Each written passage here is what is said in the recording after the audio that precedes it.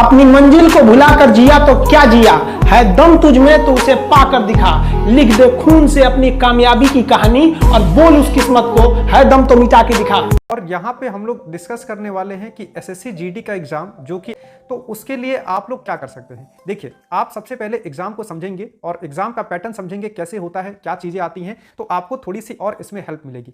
SSC क्या करता है, एसएससी अपने प्रीवियस ईयर को क्वेश्चन को, प्रीवियस ईयर में जो भी क्वेश्चन पूछे गए हैं, ज्यादा से ज्यादा क्वेश्चन आपके रिपीट होते हैं। तो आपको मैं कंप्लीट स्ट्रेटेजी बताऊंगा। देखिए, अभी आप लोगों को क्या करना है, अभी आपको, आपके पास कुछ समय है। सबसे पहले आप क्या करेंगे, सारे चैप्टर्स को पढ़ेंगे। जैसे हम लोग भी आपको पढ़ा रहे हैं, फौजी भी सारे चैप्टर पढ़ेंगे। उसके बाद क्या करेंगे, कोई भी एक प्रीवियस ईयर की बुक ले लेंगे। आपको मार्केट में बहुत सारी बुक मिल जाएंगी, उसमें से कोई भी बुक ले लीजिए जिसमें एसएससी के सवाल हो। और सबसे पहले आपको यहां पे सिर्फ अर्थमेटिक ही पढ़ना है। अगर मैं मैथ्स की बात करूं तो मैथ्स में आपको सिर्फ अर्थमेटिक पढ़ना है। आप कोई भी बुक लेंगे, उससे क्या करेंगे, ज्यादा से ज्यादा सवालों को आप लोग सॉल्व करेंगे।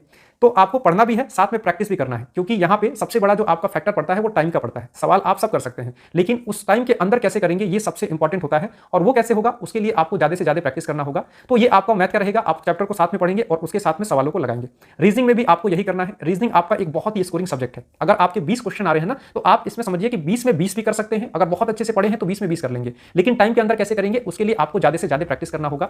हिंदी का पोर्शन जो है, हिंदी आपको पता है काफी आसान होता है, स्कोरिंग सब्जेक्ट है। आपके यहाँ पे 2-3 सब्जेक्ट ऐसे हैं, जैसे रीजनिंग है और हिंदी है, ये बहुत ही स्कोरिंग है। यहाँ पे आप अप्रोच करेंगे तो 20 में 20 स्कोर कर सकते हैं। और सबसे बेस्ट तरीका क्या है, प्रीवियस ईयर में जो भी पेपर हुआ है ना, जहां भी आपको मिल जाए रीजनिंग के सवाल, हिंदी के सवाल, खासकर एसएससी के एग्जाम में, उन सबको आप लोग एकदम रट जाइए। जितना पढ़ सकते हैं, जितना प्रैक्टिस कर सकते हैं, उतना प्रैक्टिस करिए। इसके बाद आपका जीएस आएगा, तो जीएस के पोर्शन में कोई भी श्योर नहीं होता है कहां से क्वेश्चन आता है, लेकिन उसके बाद भी कुछ बेसिक चीजें होती हैं जो आपको करनी पड़ेंगी। जैसे आपको हिस्ट्री पढ़ना पड़ेगा, ज्योग्राफी, पॉलिटी, और इसके साथ स्टैटिक पढ़ना पड़ेगा, करंट अफेयर पढ़ना पड़ेगा। तो ये सारी चीजें आपको पढ़नी पड़ेंगी, क्योंकि हो सकता है यहीं से सवाल आ जाए। कभी कभी क्या होता है, आपका यहां से सवाल आ जाता है, कभी कभी इधर उधर की चीजें आती हैं। तो लेकिन हमें तैयार रहना होगा, ताकि मान लीजिए अगर आसान सवाल ही आ जाए तो उसको आप लोग कैसे करेंगे, ये चीजें आपको देखनी होगी। ठीक, तो आपका यहाँ पे सबसे इंपॉर्टेंट है, जैसे मैं भी बताऊं, अगर मैंने एसएससी निकाला है तो मेरे पीछे बस एक यही रीजन था, मैंने पढ़ाई नहीं छोड़ी है। मैं अगर पढ़ा हूं तो मैं लगातार पढ़ा हूं, रोज पढ़ा हूं, और डेली सबसे ज्यादा आप जितना पढ़ते हैं, अगर आप 3 घंटा क्लास कर रहे हैं तो आपकी रिस्पॉन्सिबिलिटी है कि आप 3 से 4 घंटा प्रैक्टिस भी करें, क्योंकि प्रैक्टिस सबसे इंपॉर्टेंट है। ये गेम है प्रैक्टिस का, आपको समय के अंदर चीजों को खत्म करना है। क्वेश्चन आपके आसान आते हैं, बहुत टफ क्वेश्चन नहीं आता है। अगर नहीं पढ़े हैं तो आपके लिए सारी चीजें टफ है,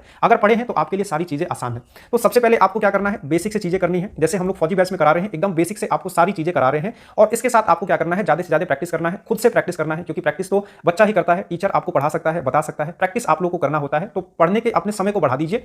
लास्ट के 2 महीने बचे हैं, लास्ट के शुरुआत में ही आपको 2 महीने का समय ही मिला है, तो 2 महीने में आप बहुत ही अच्छी तैयारी कर सकते हैं। मतलब सिलेक्शन एकदम अपना 100% सुनिश्चित कर सकते हैं। सिर्फ आप डेली रेगुलर रहें क्लास में, और साथ में आप रोज प्रैक्टिस करते रहें, तो इससे आप अपने फौजी बनने के सपने को बहुत ही अच्छे से पूरा कर सकते हैं। और एक अच्छा आपको मौका भी मिला है ना, जो बच्चे एज से बाहर हो गए थे, जिनका एज खत्म हो गया था, उनको भी मौका मिला है, तो वो भी काफी अच्छे से अपने इस मौके का इस्तेमाल करके सिलेक्शन ले सकते हैं। तो आपको क्या करना है, ज्यादा से ज्यादा प्रैक्टिस करिए। आप हमारे साथ जुड़ जाइए, हम आपको सारा का सारा चैप्टर भी करा देंगे। लास्ट में आपको ले चल के हम लोग प्रैक्टिस भी कराएंगे, और लास्ट में आपको कुछ मॉक टेस्ट लगाने होंगे, जिससे आप अपनी तैयारी को जांच सके। ठीक है, तो ये सारी स्ट्रेटेजी आपको रखनी है। आगे मैं समय समय पे और भी चीजें बताता रहूंगा कि आपको कैसे करना है, कहां पे बच्चों को दिक्कत आ रहा है, कहां पे वाकई दिक्कत आता है, तो उसको आप लोग कैसे करेंगे, ये सारी चीजें मैं आपको रह रह के गाइड करता रहूंगा। तो आप हमारे साथ बने रहिएगा, आपको ऐसी ही वीडियोस हम लोग देते रहेंगे, जिसमें कंप्लीट आपको हम लोग गाइड करेंगे कैसे करना है, क्योंकि मेरा खुद का एक्सपीरियंस है। तो जुड़िएगा, आप इस चैनल को सब्सक्राइब कर लीजिएगा। तो आपसे मिलते हैं नेक्स्ट वीडियो में, तब तक के लिए नमस्कार, जय हिंद।